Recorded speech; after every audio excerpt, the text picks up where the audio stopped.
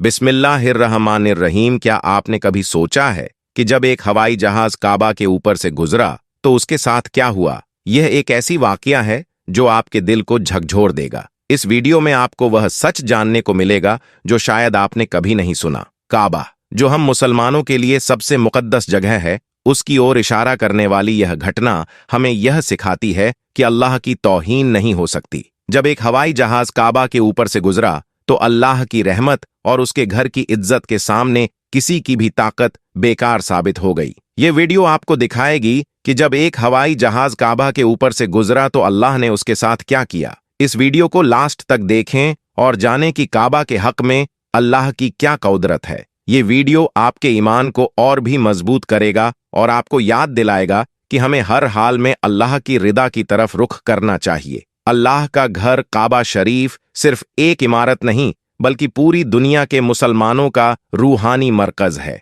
इस पवित्र जगह की पाकीज़गी और उसकी हिफाजत का जिम्मा खुद अल्लाह ताला ने लिया है। यह बात हर उस वाक़ये से साबित होती है जो अल्लाह की कुदरत और उसके हुक्म का इजहार करता है। आगे की दास्तान जानिए और देखिए कि काबा शरीफ की पाकीज़गी और हिफाजत में अल्लाह की कुदरत कैसी खुलकर सामने आती है। काबा मक्का की मस्जिद अल हरम के बीचों बीच मौक़ूफ़ है। कुरान और इस्लामी शरिया के मुताबिक दुनिया के सभी मुसलमान सलात के दौरान काबा की तरफ रुख करके नमाज अदा करते हैं। हज के फरीजे के दौरान भी मुसलमानों को काबा का 7 रब्बी तवाफ करना होता है, जिसे तवाफ कहते हैं। इसकी बुनियाद आज से लगभग 1400 वर्ष पूर्व नबी मोहम्मद सल्लल्लाहु अलैहि वसल्लम ने खुद रखी थी। ये पहले ढकी हुई नहीं थी, मगर बाद में इस चौकोर कमरानुमा इमारत को काले रंग की चादर, जिसे किस्वा कहा जाता है, से ढक दिया गया। इसके चारों ओर हरम बनाई गई जिसमें हज के लिए आए हुए मोमिन अल्लाह की इबादत करते हैं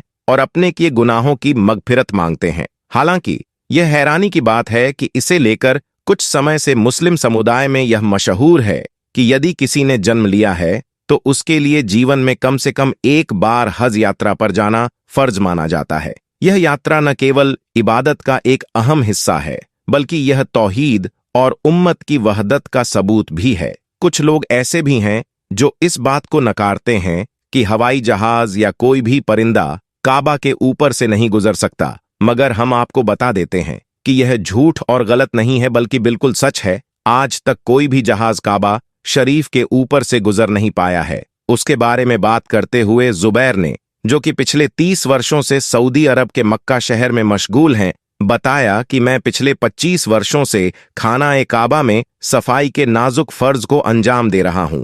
मैंने आज तक किसी भी जहाज को काबा के ऊपर से गुजरते हुए नहीं देखा और न ही मैंने किसी परिंदे को काबा के ऊपर से उड़ते हुए देखा। जुबैर आगे कहते हैं कि एक बार शाम के वक्त गलती से एक जहाज काबा शरीफ की तरफ आ गया, लेकिन हमने देखा जैसे ही वह जहाज काबा शरीफ के करीब पहुंचा, उसकी क़िबला कुदरती तौर पर अपने आप ही वहां से धकेल दी गई, यानी कि वह फितरी तौर पर ही वहां से हट गया। यह अल्लाह की कुदरत का एक बड़ा नमूना था जो इस मुकाम की हिफाजत करता है। दोस्तों, अब आपको बताते हैं कि आखिर ऐसा क्यों होता है। अल्लाह तबारक व ताला ने काबा शरीफ में ऐसी क्या खास बात रखी है जिसकी वजह से कोई भी परिंदा काबा शरीफ पर से गुजर नहीं पाता है और ना ही कोई जहाज। अल्लाह ने अपने काबा में ऐसी क्या कुदरत रखी है जिसकी वजह से काबा के ऊपर से गुजरने वाला जहाज हो या परिंदा, उसे या तो कुदरती तौर पर वहां से धकेल दिया जाता है या फिर वह जलकर राख हो जाता है या फिर वह काबा शरीफ की रेखा से अपने आप ही दूर हो जाता है। ये सब अल्लाह की इरादा और कुदरत का एक जबरदस्त नजारा है।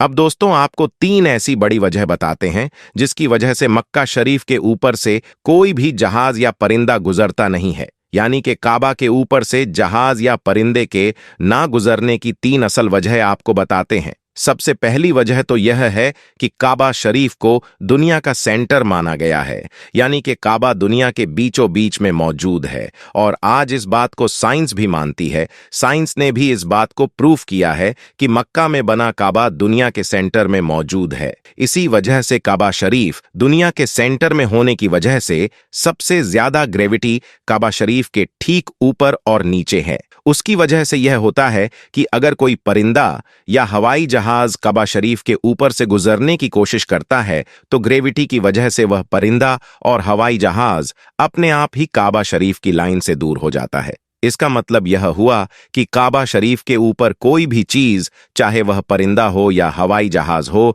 या फिर और कोई चीज हो, वो अल्लाह की कुदरत से अपने आप ही काबा के ऊपर से हट जाती है। उस चीज को कुदरती तौर पर भी वहां से धकेल दिया जाता है, यानी कि उस चीज को अल्लाह की कुदरत से हटा दिया जाता है।